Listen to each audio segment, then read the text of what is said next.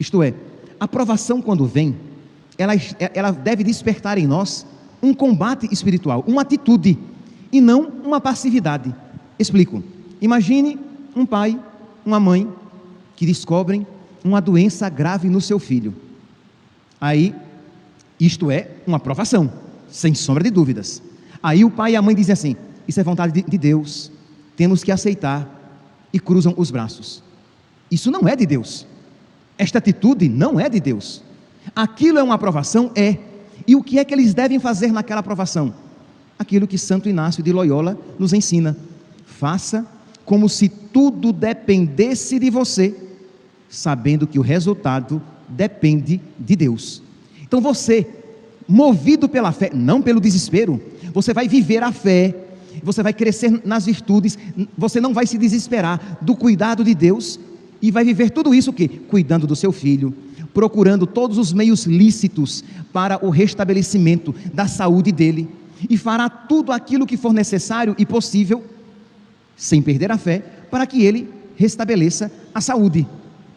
Se ele recuperar a saúde, você vai louvar a Deus e vai dizer: graças a Deus, naquele período de doença, de dificuldade, eu não perdi a fé, eu continuei firme em Deus, firme esperando a bênção eterna de Deus, sem que com isso eu me descuidasse das realidades aqui deste mundo. Então percebe que são duas atitudes diferentes.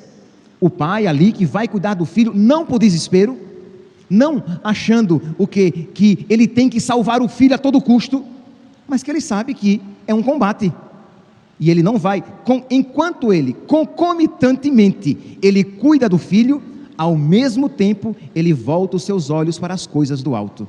Enquanto ele cuida do filho, ao mesmo tempo, ele pede a Deus que cuide do seu filho.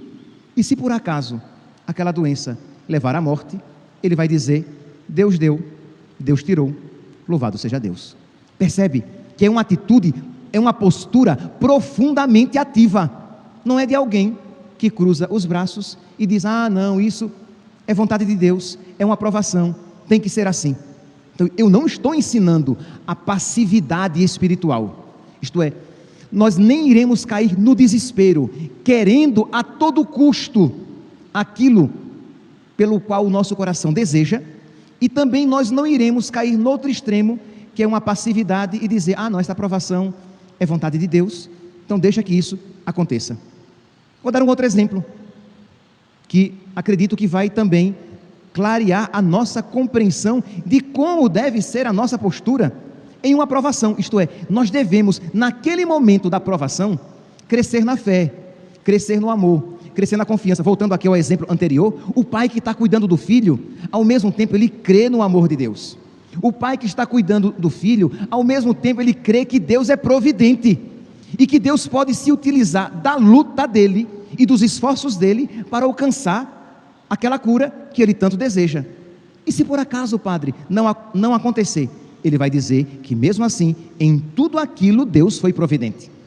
É porque nós queremos que as coisas sejam ou de uma maneira, ou obviamente da outra maneira, quando viver da fé é viver nessa confiança de Deus, sabendo que, independente dos acontecimentos, a providência de Deus está agindo em toda aquela situação. Então, o outro exemplo aqui que eu queria dar, acredito que